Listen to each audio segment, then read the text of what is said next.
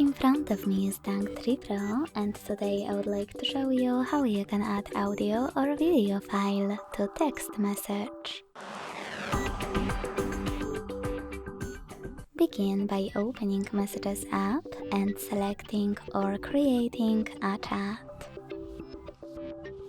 Then click on this plus at the bottom left corner, and firstly, to add an audio file, select Files. Now look for your file by hitting Audio at the top, tapping on one of those apps or clicking on those three lines at the top left corner and hitting one of those sources.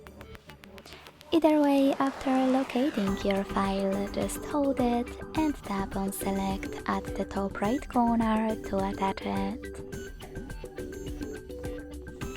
If you prefer to add a video on, hit Gallery section instead of Files.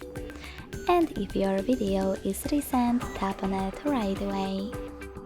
If it's not, select Gallery and look for it here.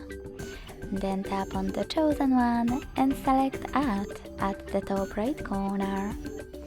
If you still can't find it, you need to hit Gallery again.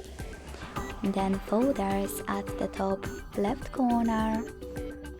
And look for your video here. To add it, click on it.